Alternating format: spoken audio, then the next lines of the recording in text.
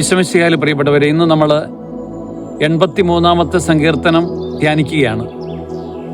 ദൈവമേ, അങ്ങ് മൗനമായിരിക്കരുതേ എന്നുള്ളതാണ് സങ്കീർത്തനത്തിൻ്റെ പ്രധാനമായിട്ടുള്ള ഒരു ചർച്ച. ഇസ്രായേലിൻ്റെ വൈരികളെ നശിപ്പിക്കണമേ എന്ന് സങ്കീർത്തകൻ പറയുന്നു. അന്യരാജ്യങ്ങളുടെയും ശത്രുക്കളുടെയും പീഡനങ്ങളിൽ നിന്നും സകല കുടിലതകളിൽ നിന്നും രക്ഷിക്കുവാനുള്ള ഇസ്രായേലിൻ്റെ ഒരു വിലാപ ഗാനമാണ് ഈ സങ്കീർത്തന ഭാഗം. ശത്രു രാജ്യങ്ങൾക്കെതിരെ ഇസ്രായേലിന് നീതി ലഭിക്കണമെന്നുള്ള പ്രാർത്ഥനയാണ് ഇവിടെ കാണുന്നത്.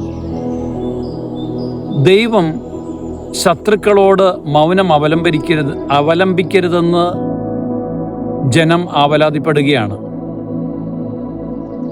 അങ്ങയുടെ ജനത്തിൻ്റെ ആവലാതി കേൾക്കണമെന്ന് സങ്കീർത്തകൻ ആവർത്തിച്ച് പറയുകയാണ്. കർത്താവെ, അവിടുന്ന് ശത്രുക്കളെ മാനസാന്തരപ്പെടുത്തി ഇസ്രായേലിനെ രക്ഷിക്കണമെന്ന് സങ്കീർത്തകൻ ആവശ്യപ്പെടുന്നു. നമുക്ക് പ്രാർത്ഥിക്കാം. കർത്താവെ, അങ്ങന്ന് നിശബ്ദനായിരിക്കരുതേ. വിരോധവും ശത്രുതയും വർദ്ധിച്ചു വരുന്നിടത്ത് അവിടുത്തെ നീതിയും സമാധാനവും പുനഃസ്ഥാപിക്കണമേ എന്ന് പ്രാർത്ഥിക്കാം.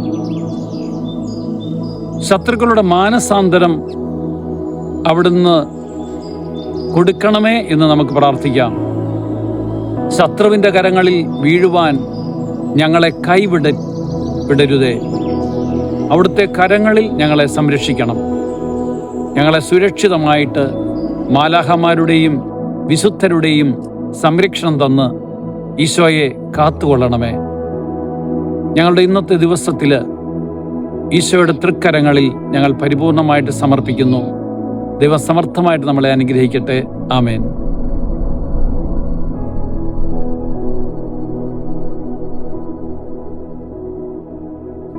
ഡിജിറ്റൽ യുഗത്തിലെ സുവിശേഷ പ്രഘോഷണത്തിനും വചന പഠനത്തിനുമായി വചനവയൽ ഒരുക്കുന്ന ആപ്പ് ബിബ്ലിയ.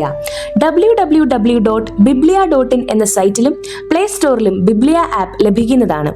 ഉൽപ്പത്തി മുതൽ വെളിപാട് വരെ ഇംഗ്ലീഷിലും മലയാളത്തിലും ഒരു വർഷം കൊണ്ട് ബൈബിൾ മുഴുവനും വായിക്കുവാൻ സഹായിക്കുന്ന ബൈബിൾ നഴ്സറി, സഭയെ അടുത്തറിയുവാനുള്ള സഭാ കളരി, വിഷയാധിഷ്ഠിതമായി വീഡിയോകൾ ലഭിക്കുവാനും അപ്ലോഡ് ചെയ്യുവാനും സഹായിക്കുന്ന വീഡിയോ ഹബ് വീഡിയോ ബുക്ക്, 3 ലക്ഷത്തിൽ പരം ചോദ്യോത്തരങ്ങളുടെ ശേഖരമുള്ള 250-ൽ പരം ഈ ബുക്കുകളുടെ പുസ്തകശാല, ഒരേ സമയം 100 കണക്കിന് ക്വിസ് മത്സരങ്ങൾ സംഘടിപ്പിക്കുവാൻ സഹായിക്കുന്ന ക്വിസ് പ്ലാറ്റ്ഫോം ദബാർ.